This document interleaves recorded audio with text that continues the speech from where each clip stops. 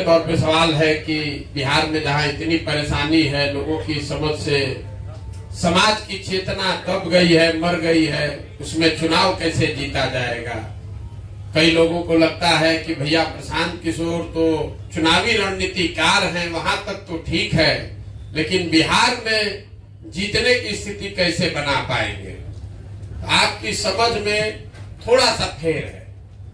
हम जो काम पिछले 10 बरस करते थे, जिसका लोहा आप मान रहे हैं, हम नहीं कह रहे कि मानिए, लेकिन लोग ऐसा समझते हैं कि जिसको हम सलाह देंगे, जिसको मदद करेंगे, वो आदमी चुनाव जीत जाएगा। हम अपने दिमाग से वही काम कर रहे हैं। पहले हम सलाह और मदद नेताओं की, दलों की करते थे। दल को जाकर हम क्या बताते थे कि भाई किस तरह से अपने संगठन को और बेहतर तरीके से व्यवस्थित करो, किस तरीके से जनता से संवाद स्थापित करो, कौन सा मुद्दा उठाओ, कैसे चुनाव लड़ो तो तुम चुनाव जीत जाओगे। तो वही काम अभी भी कर रहे हैं। जनता को जाकर बता रहे हैं कि कैसे तुम आपस में हम लोग मिलकर नया दल बना सकते हैं, कैसे सब लोग मिलकर उसको चला सकते हैं, कौन से मुद्दे आगे लेकर चलेंगे तो जो पहले से दल है उनको हराया जा सकता है। तो हमारी काम में कोई फर्क नहीं है। काम हम वही कर रहे हैं जो पहले कर रहे थे, और सिर्फ फर्क इतना है कि अब दल और नेता के लिए नहीं कर रहे हैं, समाज के लिए कर रहे हैं। इसलिए कर रहे हैं कि हमारी अपनी जो 15-20 बरस की समझ है, पहले 10 बरस संयुक्त राष्ट्र संघ में हमने काम किया है, और फिर 10 बरस जो चुनावी रणनीतिकार प्रबंधन वगैरह आप लोग कहते हैं, 20 बरस का मेरा अनुभव ये बताता है कि कोई भी चुनाव जीतकर आप बिहार में परिवर्तन नहीं ला सकते हैं। आगे क्या होगा वो छोड़िए। 2015 में तो हम खुद चुनाव यहाँ जीत गए थे। लालू नीतीश महागठबंधन चुनाव जीत गया था। कौन किसको टिकट मिलेगा, कौन मंत्री बनेगा, वो सब निर्णय में हमारी भागीदारी थी। 7 निश्चय का एक कार्यक्रम भी हमने बनवाया। उसको लागू करने के लिए बिहार में बिहार विकास मिशन की स्थापना भी कराई, लेकिन उसका कोई असर अभी हम बिहार में नहीं देख रहे। तो कहीं न कहीं हमारी जो समझ है पिछले 20 बरस की, जब तक समाज के स्तर पर प्रयास नहीं किया जाएगा तो सिर्फ चुनाव जीतने से कोई फर्क होने वाला नहीं है। मोदी जी जीत गए हैं, प्रधानमंत्री बन गए, तो उससे बिहार में क्या फर्क हुआ? कोई फर्क नहीं पड़ा। ईमानदारी से अगर आप दिल पर हाथ रख के बोलिएगा, यहाँ मोदी जी के बहुत भक्त लोग बैठे हैं, आप दिल पर हाथ रख के पूछिएगा तो बिहार में मोदी के प्रधानमंत्री बनने से कोई फर्क नहीं पड़ा। उससे पहले लालू जी भी यहाँ रहे, सामाजिक न्याय की उन्होंने बात की, उनके भी 15 साल के शासन में कोई फर्क नहीं पड़ा। उससे पहले कांग्रेस भी यहाँ रही है 40 बरस, उससे भी फर्क नहीं पड़ा। जब तक यहाँ के समाज के स्तर पर प्रयास नहीं होगा, तब तक अगर कोई प्रशांत किशोर भी जीत कर आ जाएंगे तो उससे फर्क नहीं पड़ने वाला। इसीलिए ये प्रयास समाज के स्तर पर किया जा रहा है। और हम लोग का ज्यादातर समय, जितने आप प्रबुद्ध लोग हैं, वो इस पर जाता है कि बिहार को किसने बर्बाद किया। कोई खड़ा होकर बता रहे थे अभी शाहिद जी की कर्पूरी जी से खराब हुआ कि लालू जी से खराब हुआ। हमको लगता है ये बेमानी विवाद है। हम अपनी सभाओं में रोज कहते हैं कि आप ये मान लीजिए कि जितने नेताओं ने बिहार में शासन किया है, उन्होंने जो काम किया या करने का दावा कर रहा है, सबको सही मान लीजिए। काहे के लिए बेकार विवाद करते हैं कि लालू ने खराब किया कि नीतीश ने खराब किया। हम लोग ये मान ले कि कांग्रेस ने 40-45 बरस बिहार में बड़ा अच्छा काम किया। ये भी मान लीजिए कि 15 बरस लालू जी के राज में सामाजिक तौर पर पिछड़े और गरीब लोगों को आवाज मिली। ये मानने में कोई गुरेज नहीं करना चाहिए आपको, हमको। जो लोग बिहार की राजनीति को जमीन से समझते हैं, उसको ये मानने में दिक्कत नहीं होनी चाहिए कि लालू जी के राज में कम से कम शुरुआती सालों में जरूर गरीब और जो पिछड़ा था उसको आवाज मिली। ये अलग बात है कि उनके आगे के साल में जंगल राज आ गया, लेकिन लालू जी भी आज दावा क्या करते हैं? वो ये नहीं कहते हैं कि हम बिहार को अमेरिका बना दिए। लालू जी यही कहते हैं कि हम गरीब को, वंचित को आवाज दिए। मान लीजिए दिए आवाज। नीतीश कुमार क्या किए? कह रहे हम सड़क बिजली बना दिए। ठीक है भैया, मान लीजिए। अगर सबके काम को सही मान लिया जाए, सबके दावे को भी सही मान लिया जाए, तो भी इस बात से तो कोई इनकार ही नहीं कर सकता है कि देश का सबसे गरीब, सबसे पिछड़ा, सबसे ज्यादा अशिक्षित, सबसे ज्यादा भूखमरी और बेरोजगारी वाला राज्य बिहार है। इस बात से तो कोई इनकार नहीं कर सकता है। तो काहे बहस कर रहे हैं झूठ मूठ का कि मोदी बिगाड़े कि लालू बिगाड़े? हम तो कह रहे हैं कि अगर सब ने काम किया तो भी हम लोग सबसे बदहाल हैं।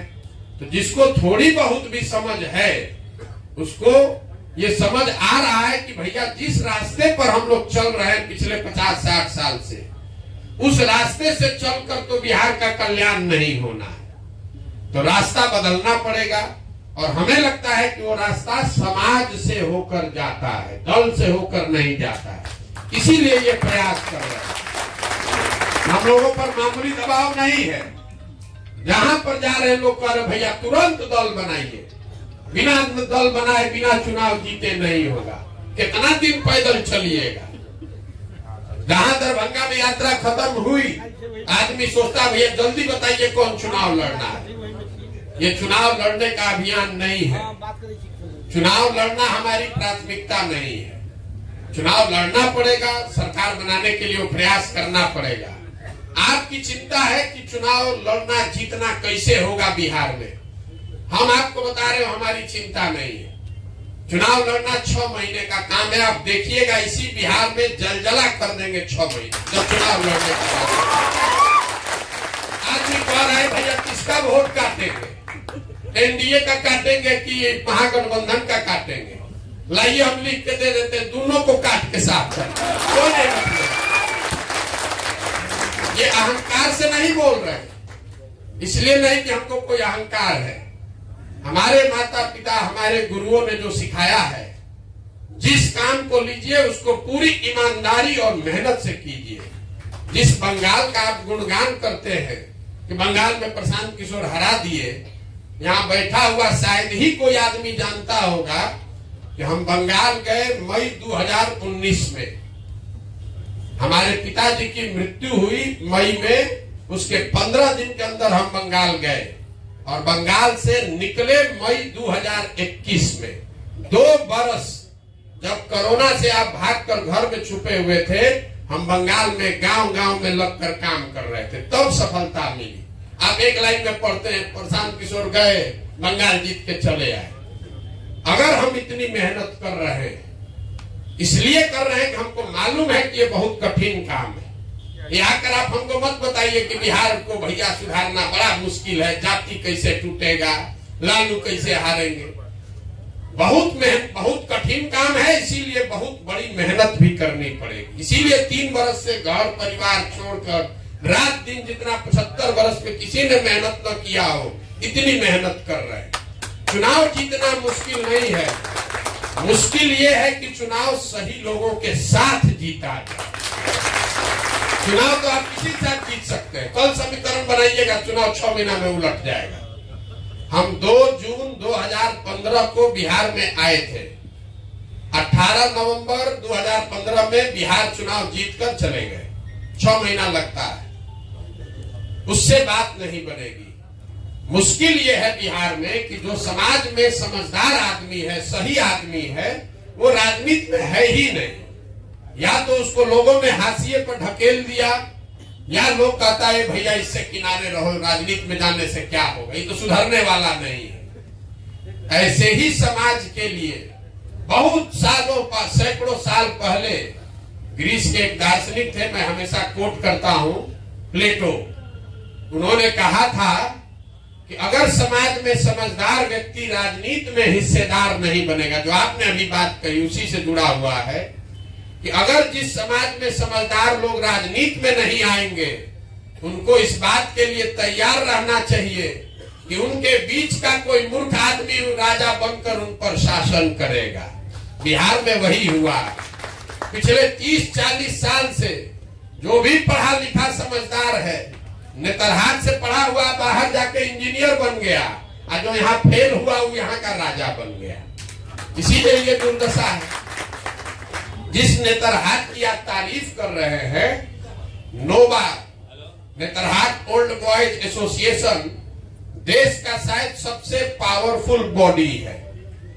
हर लड़का ही उसका कोई ना कोई आईएएस, आईपीएस, डॉक्टर, इंजीनियर बना है, लेकिन उसमें से कोई आदमी वापस आकर बिहार सुधारने के लिए राजनीति के क्षेत्र में उसने प्रयास नहीं किया।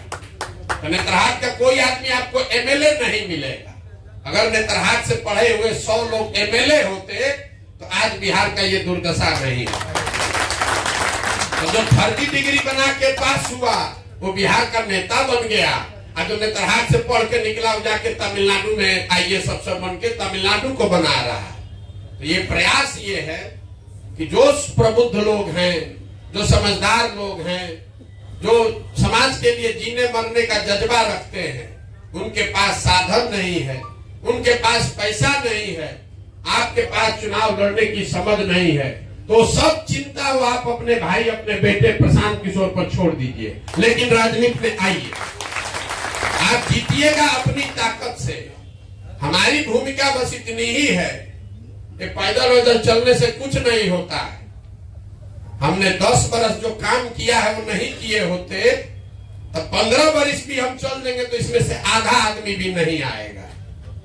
आज इसलिए रहा है, तो नोटिस इसलिए ले रहा है, डॉक्टर साहब कह रहे हैं कि भीड़ में दबे हुए थे, उसको मालूम है चाहे जितना हमको शिकायत मेरा कर ले, वो जान रहा है कि प्रशांत किशोर आदमी है बड़ा होशियार, अगर कर रहा है तो कुछ न कुछ सोचिए कि कर रहा होगा, हल्के में मत लो, नहीं तो कल हवा में उड़ा देगा।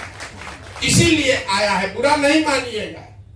आप बहुत बड़ा बड़ा बात यहाँ कहिएगा, ए भैया बिहार को सुधारना है, समाज को सुधारना है, कुछ नहीं करना है आपको।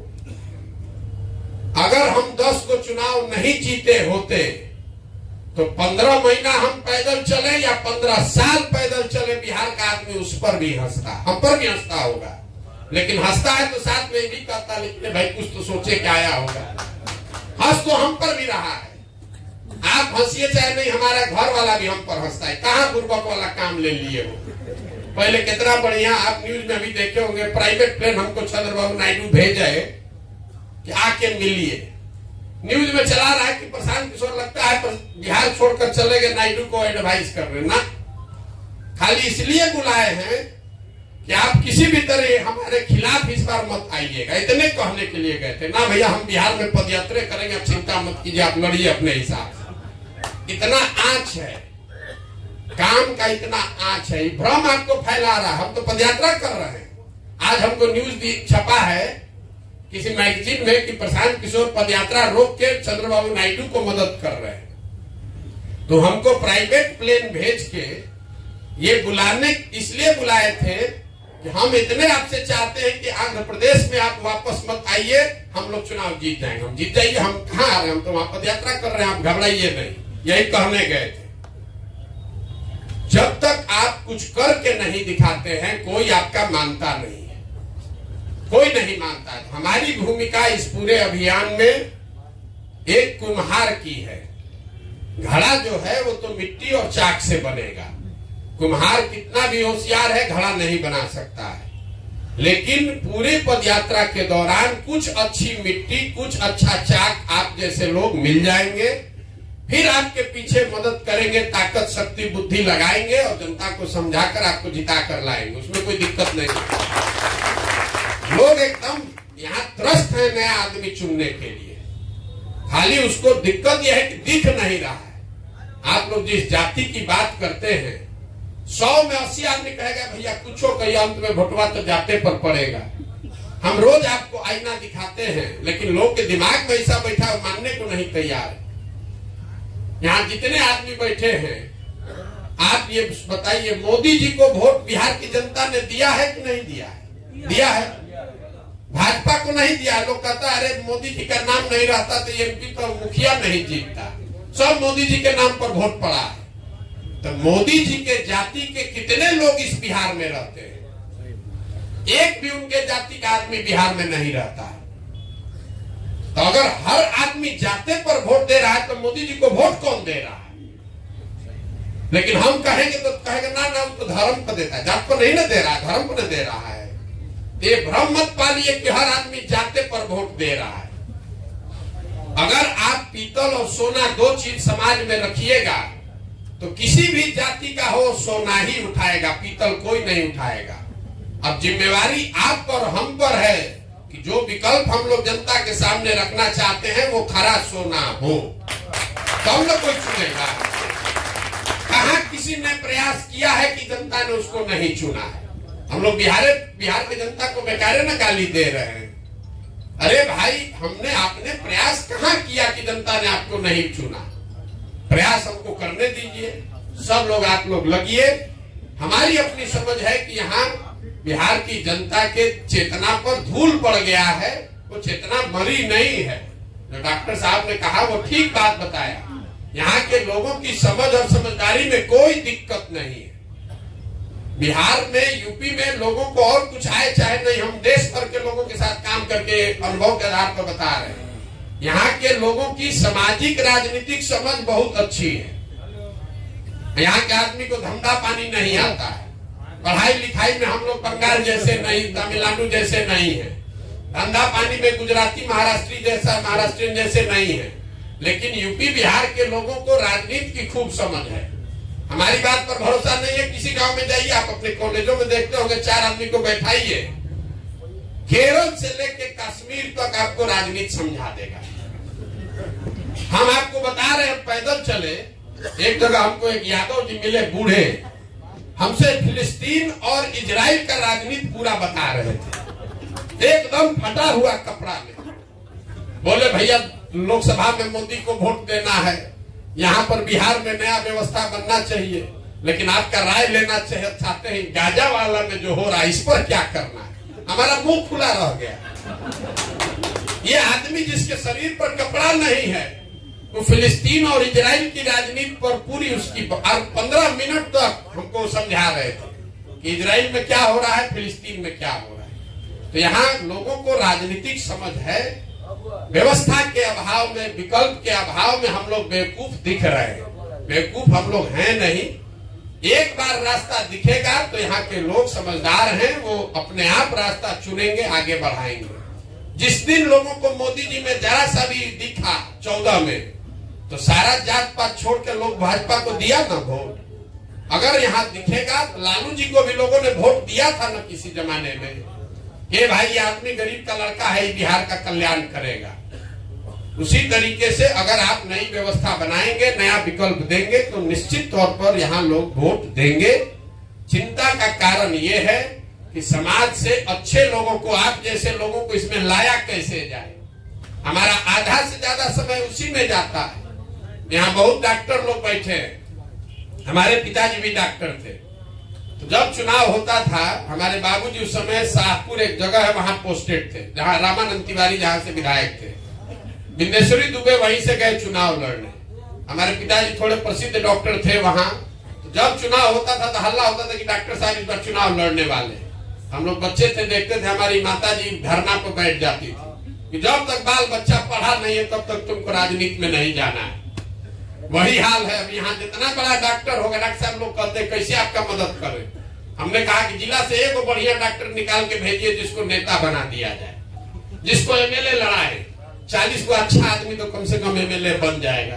100 डॉक्टर लोग भाग जाएगा, 100 डॉक्टर वकील भाग जाएगा। सब चाहता है कि आप सुधारिए, हम पीछे से है।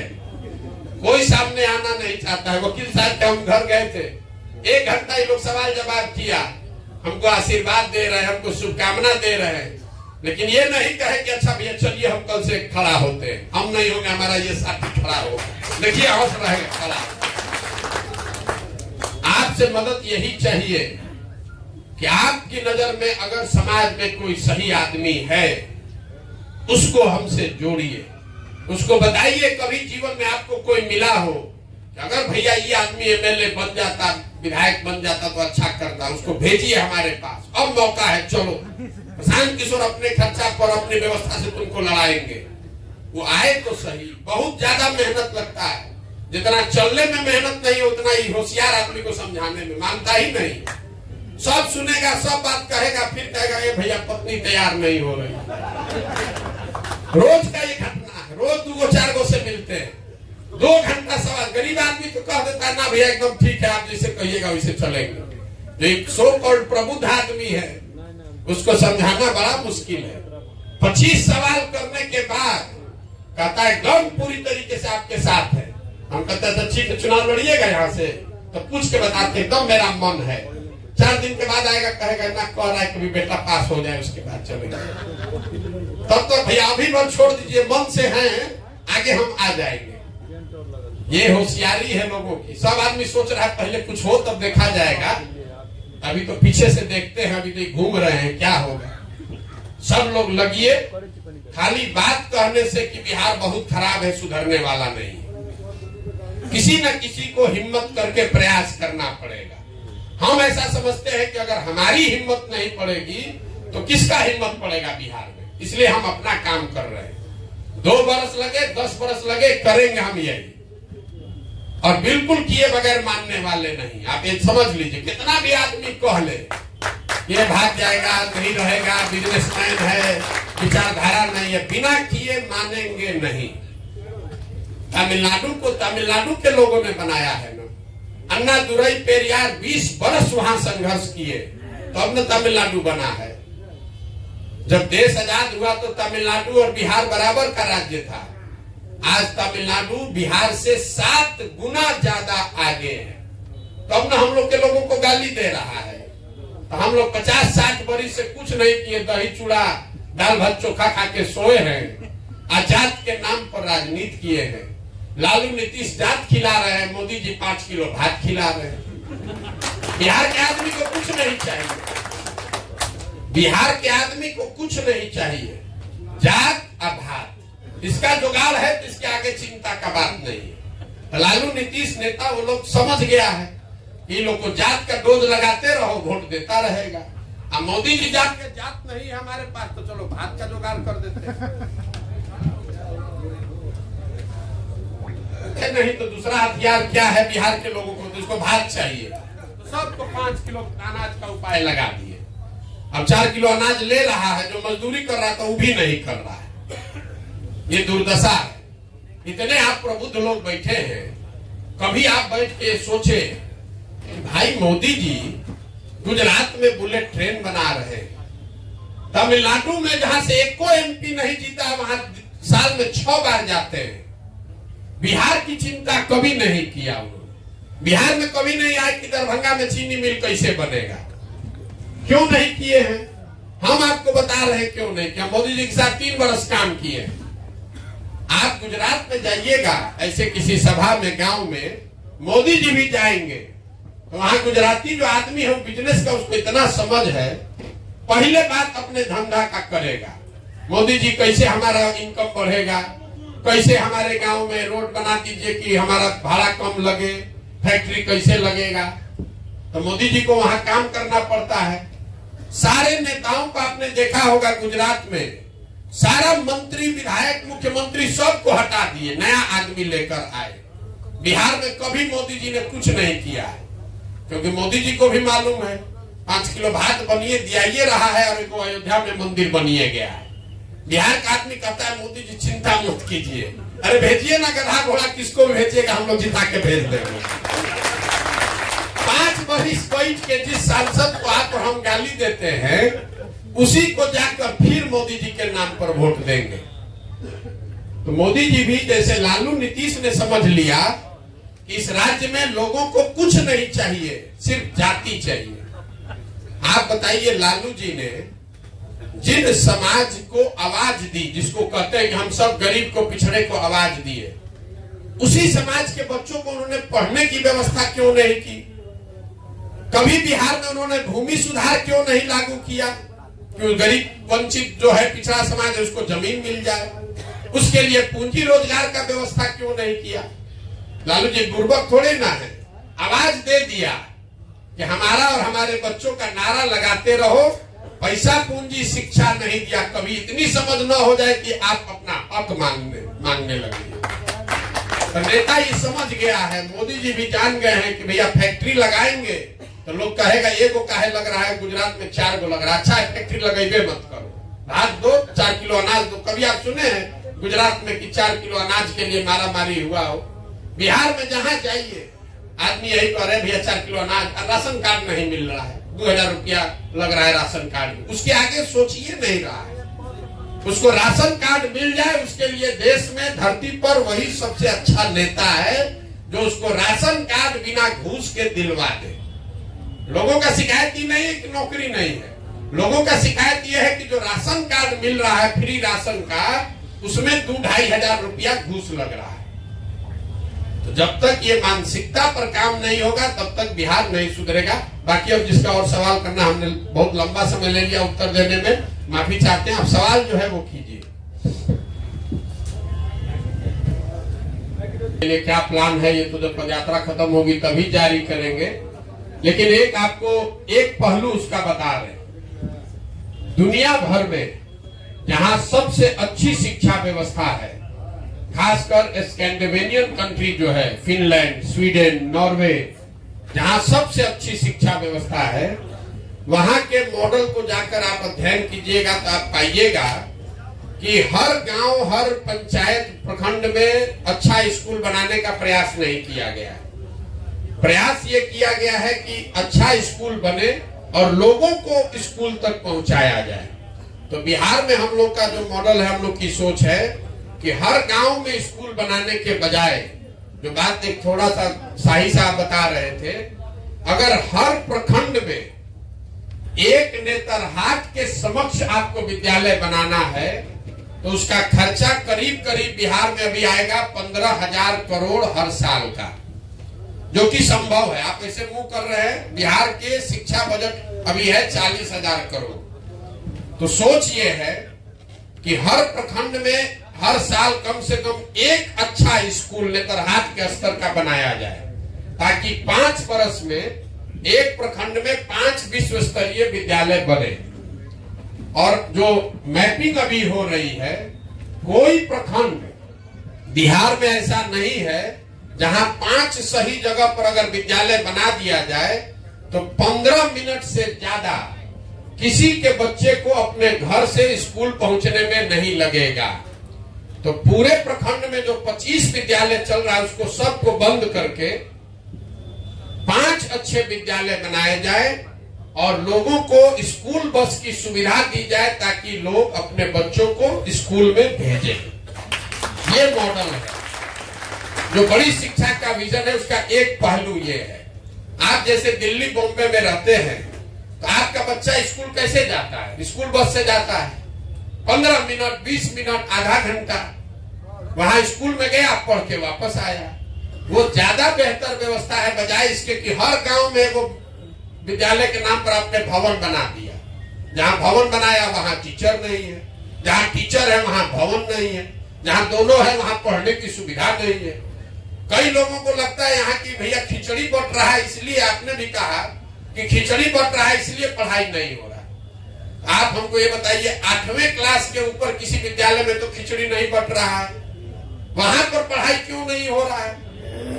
कुछ आदमी कहता है कि नियोजित शिक्षक सब खराब है इसलिए पढ़ाई नहीं हो रहा है। तो फिर आप हमको ये बता दीजिए कि भैया पटना साइंस कॉलेज में पढ़ाई क्यों नहीं हो रहा? पटना कॉलेज में, दरभंगा सीएम साइंस कॉलेज में पढ़ाई क्यों नहीं हो रहा? वहां तो नियोजित शिक्षक नहीं है। अगर इस समस्या को आपको समझना है तो उसको गहराई से समझिए। पिछले 30-40 सालों में समाज और सरकार दोनों की प्राथमिकता में शिक्षा है ही नहीं। समाज में भी लोग कह रहे हैं, सरकार को बेकार गाली दे रहे हैं। गांव देहात में भी लोग कहते हैं भैया पढ़बो करेगा तो क्या करेगा, इसको नौकरी तो मिलना नहीं है, मजदूरी कराए। लोग भी विद्यालय में यही देख रहे हैं कि वहां खिचड़ी मिल जाए, साइकिल मिल जाए, पोशाक मिल जाए। तो समाज और सरकार दोनों की प्राथमिकता में शिक्षा नहीं है। यही कारण है कि विद्यालयों की छवि खिचड़ी बांटने की है और कॉलेज की छवि डिग्री बांटने की है। यहाँ जितने लोग आप बैठे हैं, आप रोज किसी न किसी से मिलते हुए, कहता है यहाँ एडमिशन लिए, काहे लिए थे भैया? शिकायत लोग क्या करता है कि 3 वर्ष का बीए का डिग्री भैया 5 वर्ष में मिल रहा है। ये नहीं कह रहा है कि वहां पढ़ाई नहीं हो रहा है, ये कह रहा है कि 3 वर्ष का डिग्री 5 वर्ष में मिल रहा है। बच्चे को भी पढ़ना नहीं है, उसको तुरंत डिग्री लेके भागना है। तो छवि यहाँ पर यह है कि स्कूल से खिचड़ी मिले, कॉलेज से डिग्री मिले, पढ़ाई दोनों में नहीं हो रहा है तो कोई चिंता का कारण नहीं है। हम लोग यही सरकारी विद्यालय से हम भी पढ़े, यहाँ कितने लोग बैठे हैं सब सरकारी विद्यालय से पढ़े। हम साइंस कॉलेज में पढ़े। अब आज जरा साइंस कॉलेज में जाइए, वहां से पढ़ा हुआ है कोई आदमी कोई पूछने वाला नहीं। हम लोग कैवेंडिश हाउस में रहते थे। बिहार में आप टॉप कीजिएगा तो कैवेंडिश में आपको जगह मिलता था। अगर आप खड़े होके कहते थे हम लोग कि हम कैवेंडिश में रहते हैं, पढ़ाई का छोड़ दीजिए, आदमी ऐसे आंख उठाकर देखता था कि बहुत होशियार लड़का होगा तब कैवेंडिश में रहता है। अब कोई पूछिए नहीं रहा है। जब तक समाज में भी ये समझ नहीं होगी तब तक बात नहीं बनेगी। तो शिक्षा अगर सुधारना है, उसका 100 गो मॉडल है दुनिया में। और ऐसा नहीं है कि बिहार में हम लोग पैसा खर्चा नहीं कर रहे। 40,000 करोड़ रुपया यहाँ शिक्षा का बजट है, 40,000 करोड़। और 40 को बच्चा भी सरकारी स्कूल से पढ़कर बढ़िया नहीं निकल रहा है। तो बैंडेज लगाने से नहीं होगा, नई व्यवस्था बनानी पड़ेगी। नेतरहाट इसी बिहार में तो था भाई। अगर हम लोग एक नेतरहाट बना सकते हैं, एक समलतुल्ला बना सकते हैं, तो 50 भी बना सकते हैं, 200 भी। एक दिन में नहीं बनेगा। लेकिन अभी की जो व्यवस्था है इसमें हर साल दुनिया भर के विशेषज्ञ बता रहे हैं कि हर साल 500 ऐसा विद्यालय बनाया जा सकता है। 5 वर्ष कीजिएगा, हर प्रखंड में 5 को बन जाएगा विद्यालय। जरा अंदाजा लगाइए कि अगर हर प्रखंड में 5 नेतरहाट के स्तर के विद्यालय हो तो पूरे 10, 12, 15 वर्ष में तो बिहार का पूरा स्वरूप ही बदल जाएगा। ये सोच है।